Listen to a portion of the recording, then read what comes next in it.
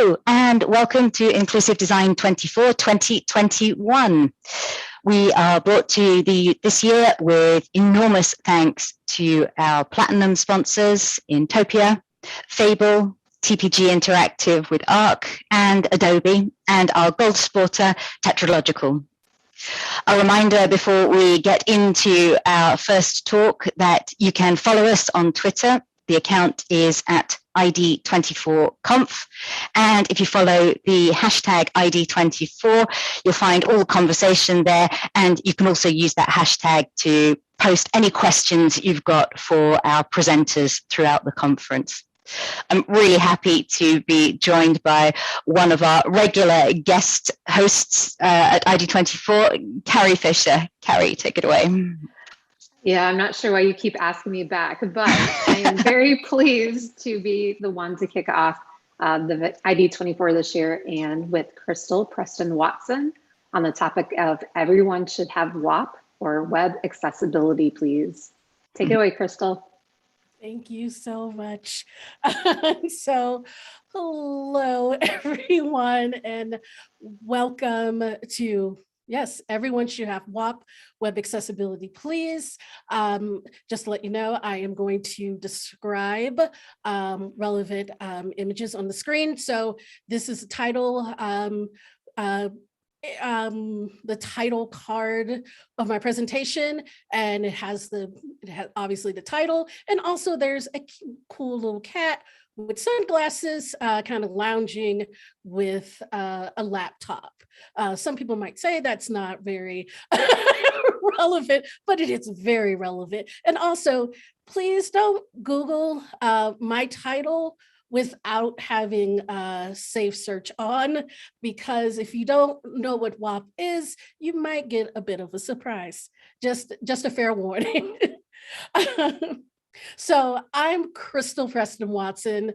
I'm a quality engineer and accessibility lead at Salesforce.org. Just to let you know, if you find yourself with questions about anything I talk about after today, please don't hesitate to reach out to me on Twitter at Scopic Engineer, or through my site at crystalprestonwatson.com. I know it's a mouthful. So just to kind of start off, like maybe many of you who are tuning in, I've spent the last few years just immersed in web accessibility, advising designers and engineers, conducting testing, overseeing a lot of audits, and reviewing documentation, not to mention having numerous conversations with executives and leadership at companies to make the case for putting accessibility first. Not to kind of pat myself on the back, but I've had a few wins. But 2 years ago, I started, as kind of things started to gain traction in my advocacy, I just realized that something was missing. And that is the community at large. I'm going to explain this image that's currently up on the screen, and it is a side profile of a diverse group of individuals. That sounds so cliche and corny, but it is true, and they're all in different color hues. But as an accessibility professional, I've prided myself on having meaningful and challenging conversations within the tech industry about digital accessibility. But I realized that I was having those conversations within the industry, and really that was it. So, and the thing is that the production of technology is only part of the picture. The community and its individuals, those who purchase, create content, whose livelihoods rely on technology and its many applications, need to be a significant focus for education about digital accessibility and its implications on their lives. So, and this is definitely very relevant. Those, who are familiar with me might know, and I might have told that I have social anxiety disorder, and I'm pretty public about it. If you don't know, that is a mental health condition that causes me to experience very tense and extreme fear and anxiety in social interactions. You might wonder how I've done so many talks and presentations, and I perform improv while having social anxiety. I can only say that tacos with a very large side of therapy and antidepressants have helped me thrive. And I only mention that to give you an idea of my awkwardness in navigating social landscapes. Pre-COVID, the before times, when I found myself at gatherings, if I couldn't escape into the dark corners of the event with my craft beer, a lot of times with IPAs, which is not very satisfying, I would rely on one of the 3 tried and true instant conversation starters with someone in Denver. And that would be the weather, which is AKA how we need the snow or the rain. That is something that, if you come to Denver, you got to talk about, you're going to talk about the weather and the sunshine and 360, over 300 days of sunshine. That's what gets people in Denver talking. Asking how long they have been in Colorado and Denver, which is a very tricky subject and can be very volatile. So kind of tread with care with that one, or their career. And when the conversation was about careers, I would explain my position and what I did. And it would start off okay.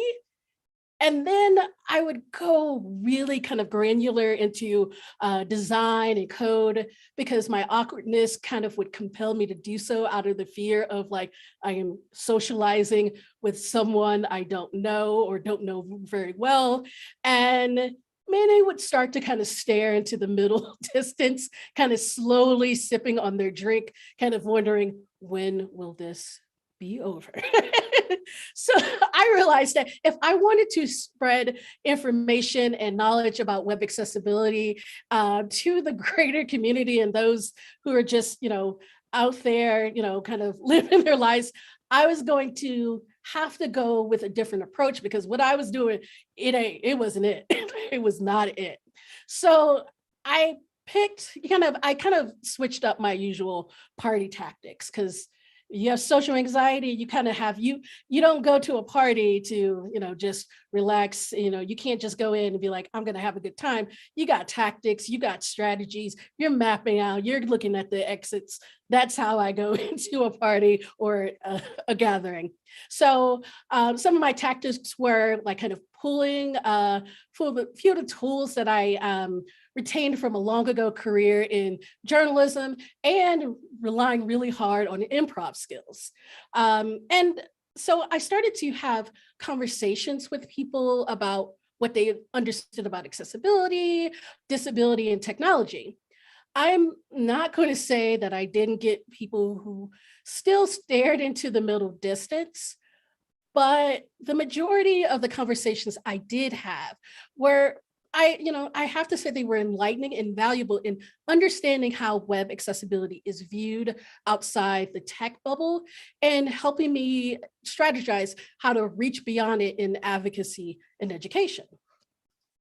So today, this evening, because at least where I am, I want to share some of my kind of most significant observations made during my kind of ad hoc investigations, and how I've used that information to shape how I discuss web accessibility kind of with the general public. So first up, my first observation: misconceptions about accessibility. And this, I actually want to point out this image on my screen, because I feel it is and it's to people who are out at the bar, and one person is is in a wheelchair, and also has a tube that helps to breathe. And I wanted to point that out because it's very hard to find images of people with disabilities that are just kind of living their lives. It's when there aren't like really kind of very stock, like, hey, I'm in the corner, I'm staring at the wall, and people are staring at me. So I just wanted to highlight how cool it is, just kind of like when I hang out with people, even when I'm not in the corner, just talking, having a beer, just doing that. So, but let's go back to this first kind of observation, misconceptions about disability. This was not a shock to me because, it's as I talk to people about what they thought about accessibility, it was, I think, as most of the people who work in web accessibility is advocacy and kind of professionals. One of the things that you do a lot is talk about, and doing education about disability. And usually when you're doing that, that is not, you're not telling people what they already know. It's usually kind of a first, like, oh, wow, I didn't know that. And that's a lot of my sessions are like, wow, I had no idea. But when I was having these conversations at different events, the usual misconceptions popped up, like, what is it, who it is, and is it a disability? A lot of the, AKA, this isn't a real disability. This isn't a real disability. It's, people being lazy and things like that.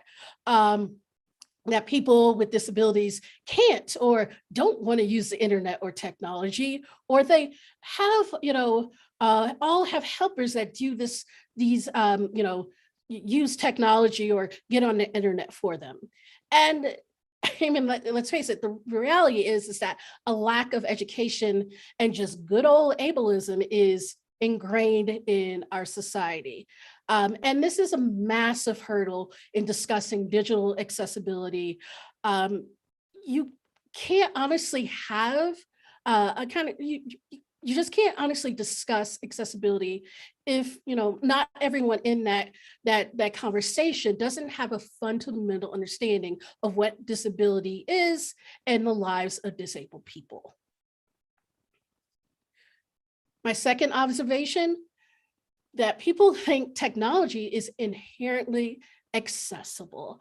And again, I want to point out the image because Pexels is where I got these images, and it is a little girl in front of a laptop who's just with Down syndrome, who's using a laptop and looks kind of frustrated. Again, a very, it's just like, I just want to point that out because I think it's very important. And it's one of the, and, a little, going to kind of go on a little bit of a tangent.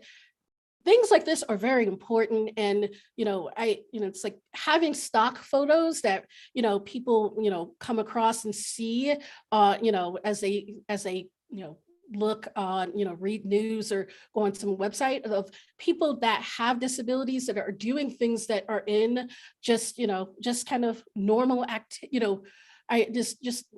normal activities is a huge kind of, is really powerful in kind of combating the misconceptions of disability in this country. And it seems like a very small thing, but it is very huge. But let's get back, let me pull myself back before I go too far on my tangent. But with this second observation, I had quite a few conversations where individuals were just shocked when I said that, that technology, that maybe technology wasn't inherently accessible for everyone. These chats, if you're kind of familiar with logical fallacies, kind of veered into the appealing to novelty. And that's where an idea or proposal, a JavaScript framework is better because it's newer. And it's easy to forget if you work for a tech company or tech forward career and get to see how the sausage is made, that, technology, that technology is only as good as those who make it. But people outside that bubble usually only have the information given to them from marketing and advertising from companies pushing the narrative that technology, especially the tech that they make, is neutral, non-political, and therefore better. And that can really confuse people about what, the accessibility of technology. So third observation is that people just misunderstanding web accessibility. A fun, kind of activity question I would throw at people was asking kind of like, what was their favorite or most frequently used feature on their phone? And features that came up often were virtual assistants like Siri or Ask Google. I think it's Ask Google. That's what I call it. Dark mode, pinch to zoom. And then I would kind of, then I would ask like, why they, liked using those features. Many people discussed, how their favorite or most used features solved a particular problem they had. The reason why they used them, the reason why they liked them wasn't because they were it wasn't out of convenience. They used them out of necessity, and they were solving for their own accessibility needs without realizing it. This kind of closely ties in with the first observation of kind of misconceptions about disability. Many individuals who view disability and, they think of disability as having, as people having a low quality of life. And so tools and devices that would, to assist them would have to be grand, these kind of, they have to go above and beyond of kind of to solve for these things. So, using Siri to create a calendar event or using dark mode they just kind of thought it was too simple of a solution to solve for access. And the fourth insight, kind of observation insight, is that there are some people that just thought accessibility features are annoying. This was a very interesting observation. So sometimes when people found out what my job was, or that, I used a screen reader, they asked me, one of the first things they asked me is like, how do I turn off voiceover? Or how do I turn off talkback permanently? Or whatever accessibility feature on their computer or phone that they accidentally turned on.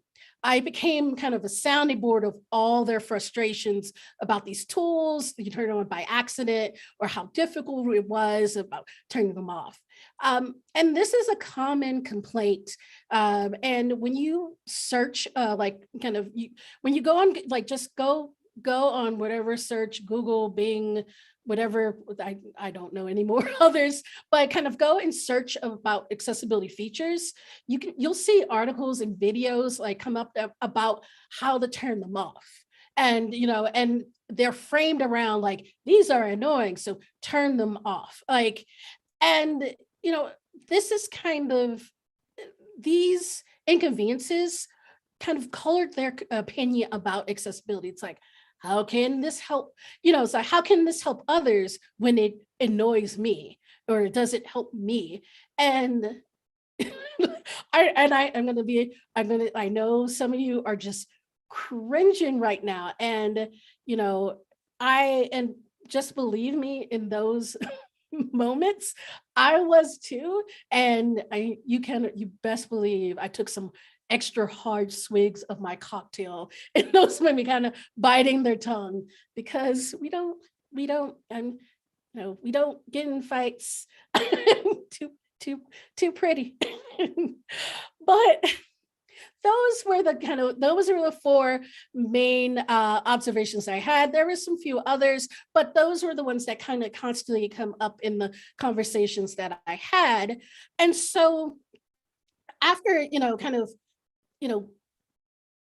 2020 and, being inside gave me a lot of time to think about, once I feel comfortable and able to go back and doing a lot of, kind of social activities, about how I can go about talking about accessibility to those that I, meet in line for coffee, or, I'm standing next to, randomly in line to go into some, into a concert, or things like that.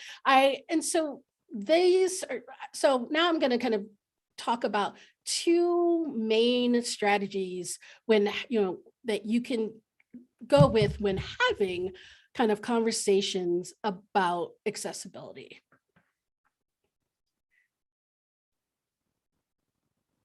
Number one, or strategy one, keep it simple. So one of the notes from my journalism teachers would tell me was to keep it simple.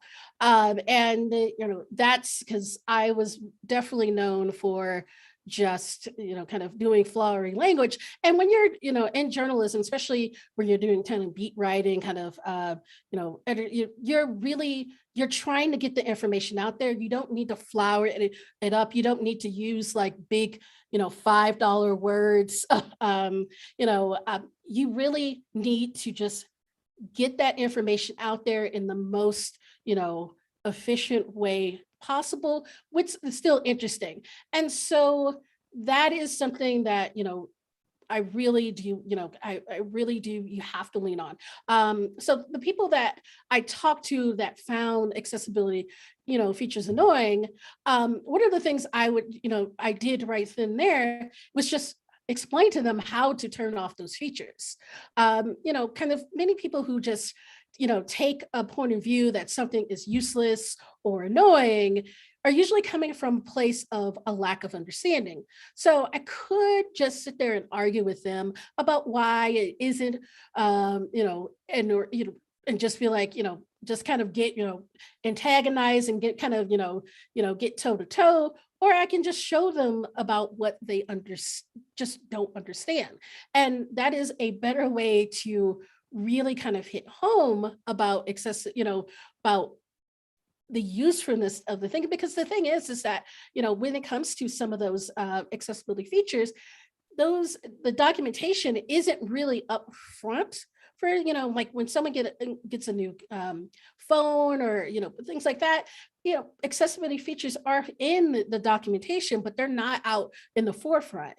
And then a lot of people kind of gloss over those. And so really just kind of putting forth that knowledge to them.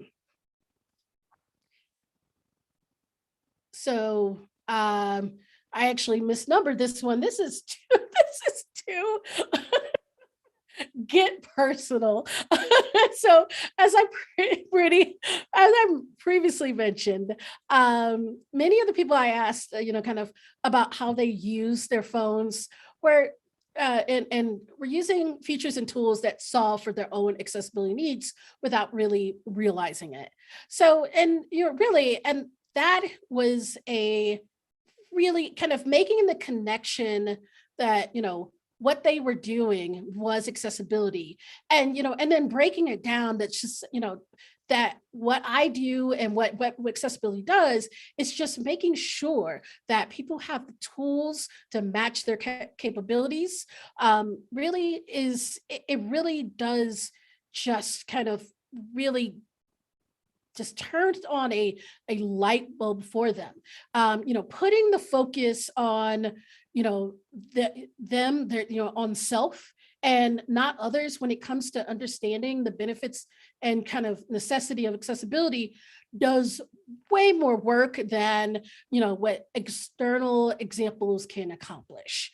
And one of the things that I would find myself do, and, even now, when I do kind of, take place, in some, random Zoom is, and on the screen right now is a screenshot from Skyrim.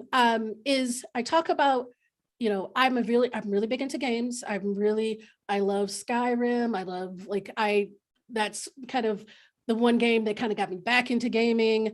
I have way too many games on like that I have bought via either PS, like PlayStation or Steam right now. But I love gaming. And so one of the ways I will, especially if I run into someone that really likes, who is also a big gamer, I will really get personal about, like, again, how they game. And especially because I'm older, and usually a lot of the people I'm talking to are kind of over the age of 30, and I talk about, like, like subtitles and and how they rely on those, and especially modifying controls, because that's really big, of like, well, I like this, but I'm going to invert like I'm going to invert this because it makes it's easier on my hands. I have this different things, and really really hitting on those things, and just really making them understand that you are using, that is web accessibility, that is digital accessibility, that is you are solving, you are you have a lot of times where it's like, when you're upping the text on the on captions, is that maybe you do have astigmatism and stuff like that, so you are using accessibility because of an impairment.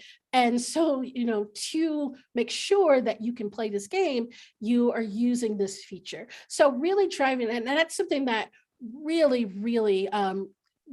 is impactful too. So just getting personal to that, and that, again, very powerful, does that kind of really, once you kind of get personal, it really does do a lot of the work than trying to go step by step of why. So web accessibility is important, because once you get personal, it really it hits home, because they're dealing with themselves.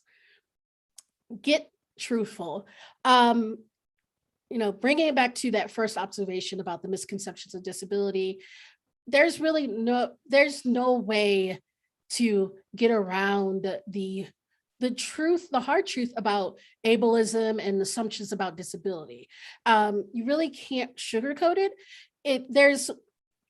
You have to have the conversation, because the thing is that there's so many misconceptions, and most of that is just because no one's having these conversations.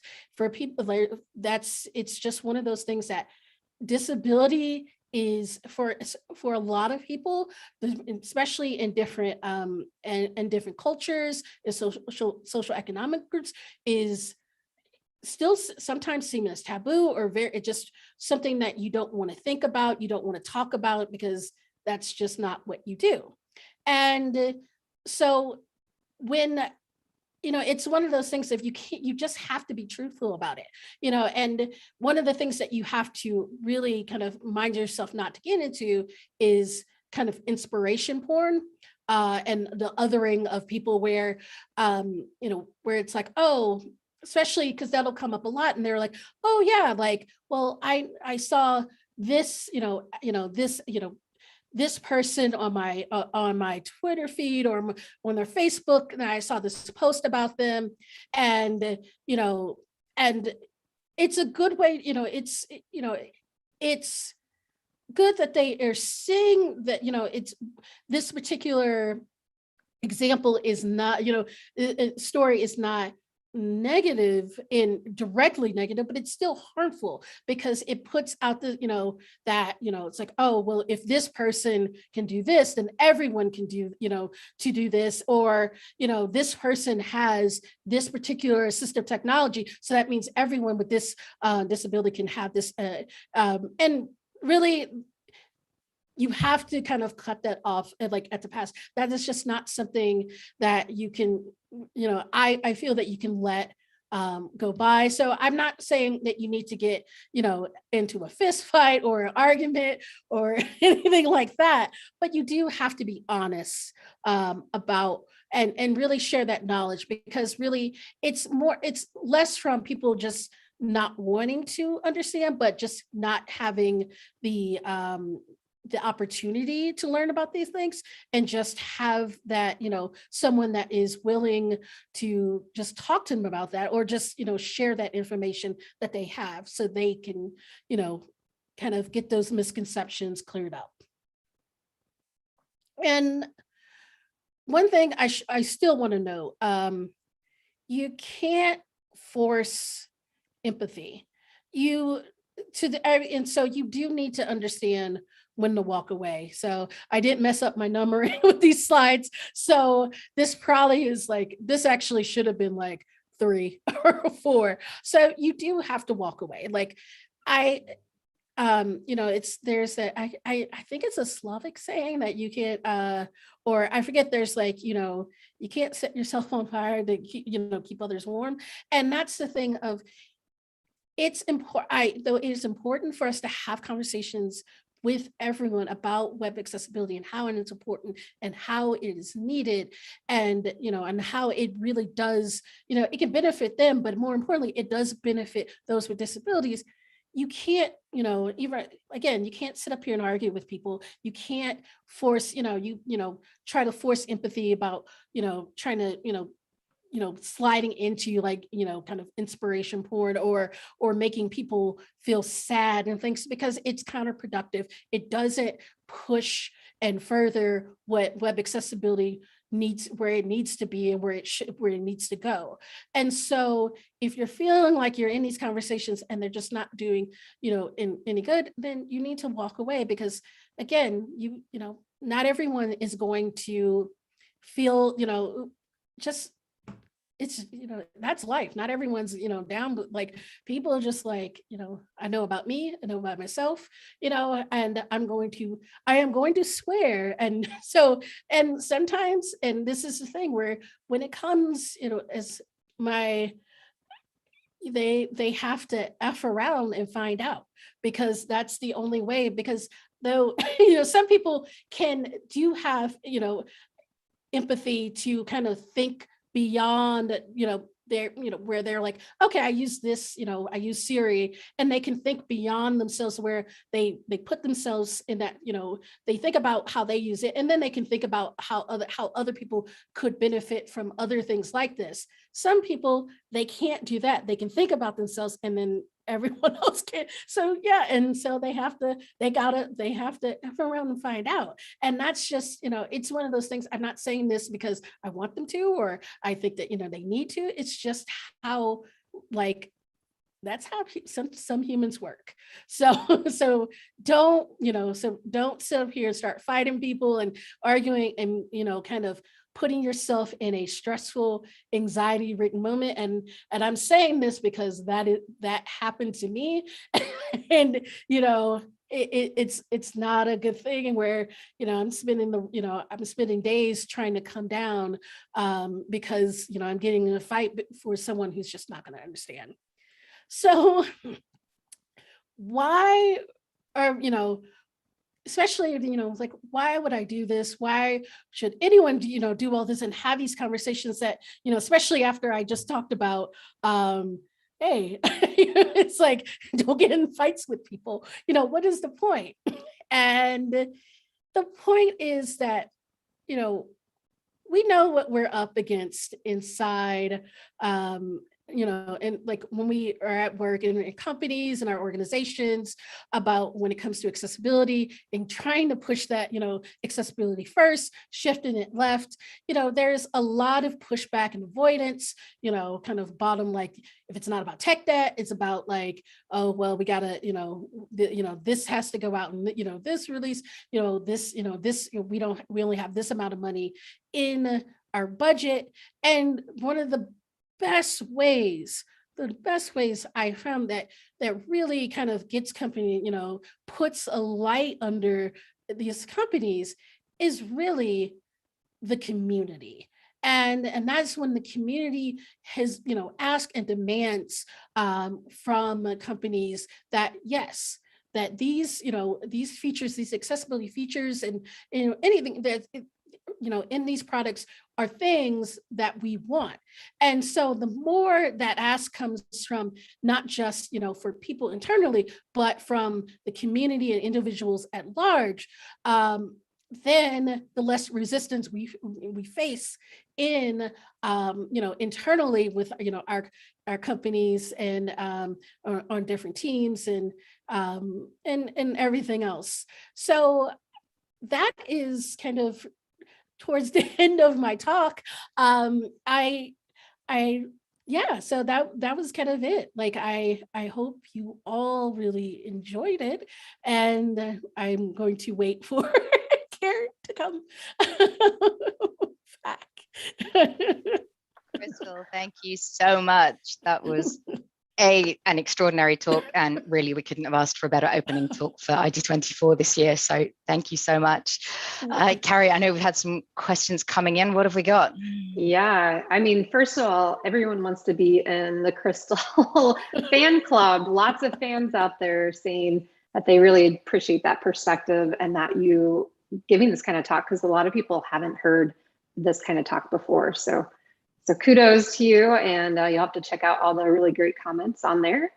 I did want to get to some of the questions that I saw. One of the ones from GrewNet was asking, if I'm at a party and I need to explain what web accessibility is to a stranger, what's the fastest way for me to cut through these 4 things? Is there like a stock elevator pitch I can give for this? Yeah, a stock elevator pitch. I say that for me, it's just really kind of, there really isn't. I think you could come up with one. For me, if I tried to even come up with one, I would forget it, because that's how my anxiety works. But I know for other people, that is kind of one of those things of, so that's why I would, my kind of pitch was talking about people's phones and kind of pointing out, like, it's like, asking about, well, what's your favorite feature, or what phone is that, and how do you, like, what's your favorite app? Because again, like, having people think about themselves, and not, and I keep saying that, it's because we are, like, the thing is, like, we're humans, and we do, we have internal thoughts and stuff. So thinking about our, self is not a bad thing, but having people think about themselves really really kind of helps them understand everyone else. So kind of putting in that way. So, because I could try to go with a very technical answer and be like, web accessibility means, and and again, that's kind of the, that's one of the things of, like, that's fine when I'm talking to a new developer. It's on, it's like someone who's entry level, or I'm at a boot camp giving a guest lecture. But for, individuals, that's kind of not a good way, like, in. So kind of, maybe, kind of pointing out, something that you've noticed, like, or, talking about a feature on TV, or talking, especially like movies and captions and things like that. Because one of the things, and I know I'm going long, but how captions are out of sync on like different, especially, I'm not going to name the company, but with Mime Video. And they have a lot of out of sync captions, and that's a good way of talking, kind of starting to get into, like, what, the importance of accessibility, but also the importance of doing it correctly. Yeah, you made some really great points. And I think that really flows into this next question from Kelsey Hall. How do you help others understand why it might be a decorative as an intent to provide more fun or delightful experience? Broadening meaning intent, like, might suddenly impede inclusivity. So they're saying the WCAG compliance doesn't always mean inclusive. So maybe some overlap between what is accessible and what is inclusive. Maybe some thoughts on that. Yeah, like, it's, so kind of my thoughts on that. I'm gonna, be honest, that a lot of it did, like, a lot of my conversations will focus on accessibility versus, inclusion, and not just and it's mainly, kind of one, nerves and kind of just me kind of hyper focusing because that helps me out. But that is something really good to bring up and to really talk to people about, because there is that that's also, people don't understand the difference between accessibility and inclusion. And there's that there's the meme of, like, I guess it's not a meme, but it's a picture of, like, where it's, there's someone standing on a, there's several people standing on a box, and and it talks about kind of, where inclusion, it's kind of, I because I can't remember the whole image, but I and it's, I guess this is my thing, is that I this is one of those things of being kind of truthful and having those. I have definitely had better experiences talking about accessibility versus inclusion, and that's because, and it's one of those things of, I know for me, when I start to go down that kind of inclusion route, because of the feelings and the politics that because that inclusion brings up, it is very, and it's, and and I know for me that that's a failing on my part. But I'm gonna be honest, like, 2020 and, like, before, it got me got me tired. Yeah. So it's one of those things of, it's very important, and those conversations need to be, they need to be had, and making people understand what accessibility is and versus inclusion needs to happen. I just it was one of those things of, I kind of, as yeah. That's a hard one. I didn't mean to.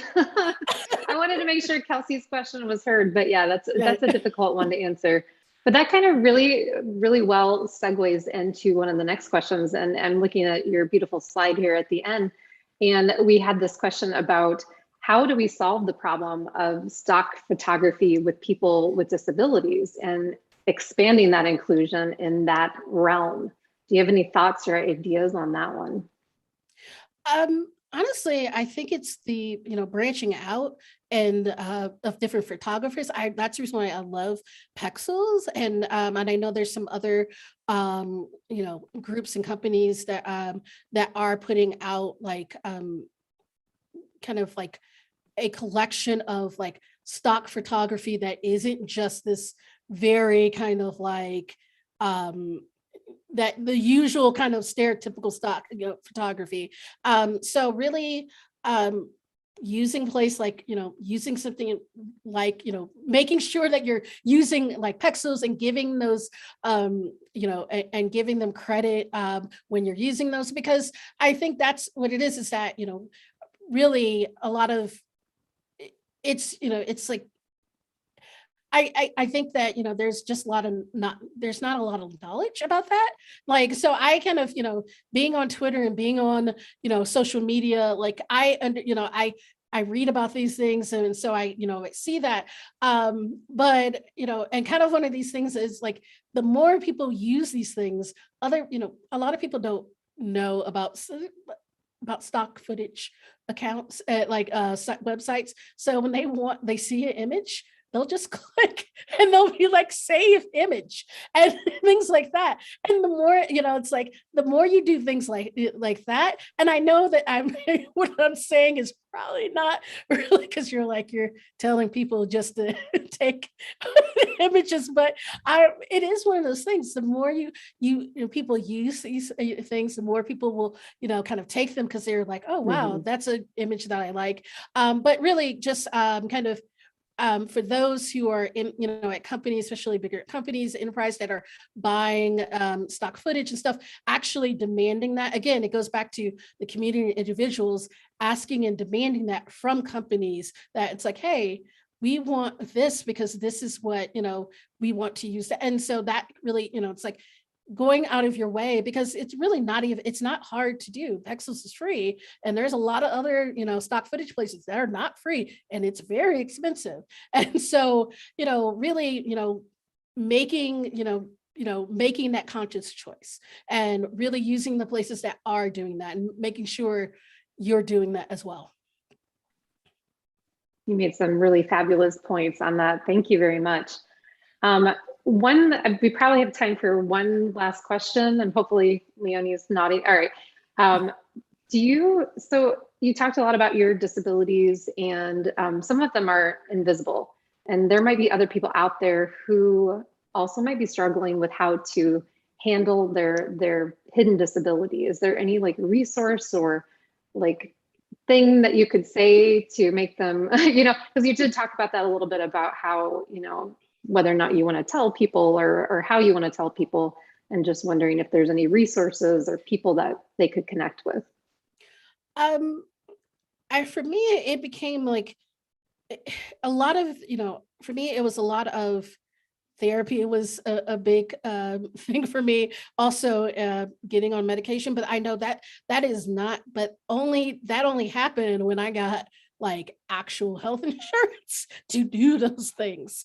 And so, a big thing that did help before that time was just reading about other people's experience. And that's one of the things of like sometimes I really hate social media because I feel like a Luddite, but also reading about and seeing other people talk about their their disabilities was really freeing for me. And the fact that it's like, hey, I only have like one working eye, so and it's like, and instead of being where I would constantly me wearing a eye patch is drawing attention to that. That's something that helped me. But it's also not doing it, if you don't feel comfortable with it, don't force yourself to do that. That is not something that won't help you at all. And so it really is one of those things you have to definitely, before you do, read about other people's experiences. If you can, really, getting kind of talk therapy, medication if that's right for you. If sometimes there are kind of sliding scale kind of opportunities for like therapy. Again, 2020 and the COVID has really hit a lot of those places hard, so it's hard to even get it's hard to even get an appointment where you're like 6-7 months out. So it's really, it's one of those things of it's hard to say what could personally work for you because it's such a individualized thing. But really, I think one of the biggest things you can do that is that it's not going to is just reading and taking for the story and kind of learning about people and understanding by the people who are kind of public about that. And if that's something that you start to feel comfortable with, I say it's great. It's really taken a big lift off my shoulders. But then don't do it, because don't do it for other people. Do it for yourself. That is the biggest thing. Don't force yourself because because someone else says you should do it. You need to be an example or a role model and things like that. Because don't put yourself in a position that's going to not take that that heavy load from you, but put more on. I think that's good advice in general. Stay true to yourself. Thank you so much, Crystal, for your wonderful talk. And Leonie, I'll pass it over to you. Thank you, both you, Carrie, and also Crystal. And if you're tuned in, please show your appreciation for this talk by heading over to our YouTube channel, which is youtube.com/inclusivedesign24, and hitting the like button for this talk. And don't forget, you can subscribe to the channel while you're there. A reminder that ID24 is a respectful community, and we have a code of conduct that you can find linked off every page of the inclusivedesign24.org website. We're brought to you with thanks from all of our sponsors this year. That's Intopia, Fable, TPGI ARC, Adobe, Tetralogical, Intuit, InfoAxia, the Center for Inclusive Design, Web Directions AAA Conference, Adrian Rosalie LLC, and Can I Access? So thank you to all of our supporters for your help in making this happen. the rest of the team and our next speaker will be back with you in a little under 10 minutes at the top of the hour. So we will look forward to catching up with you all then.